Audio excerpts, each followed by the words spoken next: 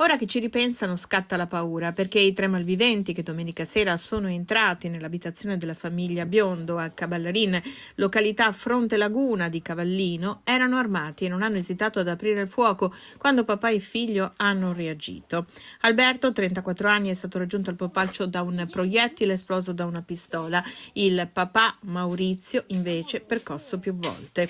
Il giovane è stato sottoposto ad intervento chirurgico all'ospedale dell'Angelo di Mestre ed è fuori pericolo. I malviventi sono entrati dall'appartamento dei nonni al pian terreno di una casa colonica in mezzo al verde, accedendo grazie ad una porta che non era chiusa a chiave. Prima però hanno tagliato i fili dei fari di illuminazione del cortile.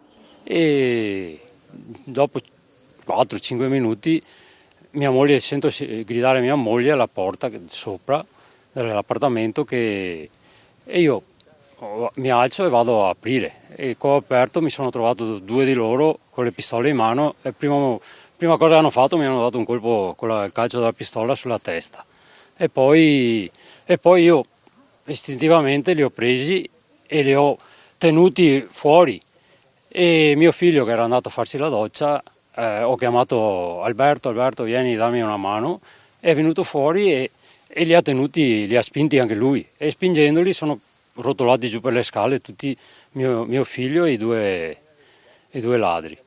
E quando sono arrivato giù, la collisione che c'era, uno ha sparato e ha preso mio figlio su una gamba. Ce n'era un altro giù, che era in casa di mia mamma, che ha tenuto come da pallo, e c'era questo.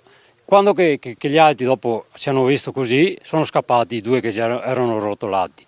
L'altro invece è stato lì, ancora. E io li ho preso da dietro e l'ho tenuto fino che ho potuto, perché col calcio della pistola mi dava in testa.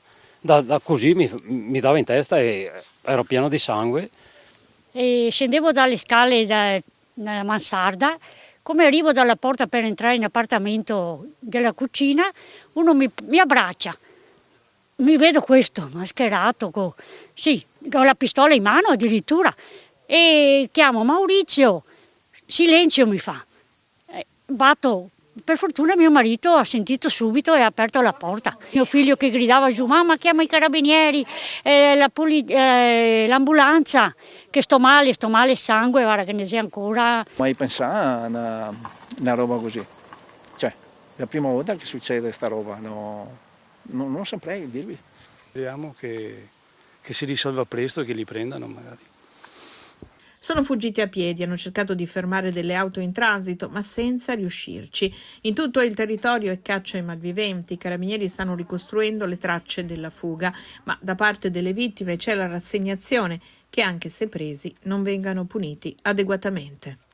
Mi auguro niente, perché vedo che anche se li prendono non gli fanno niente, e allora.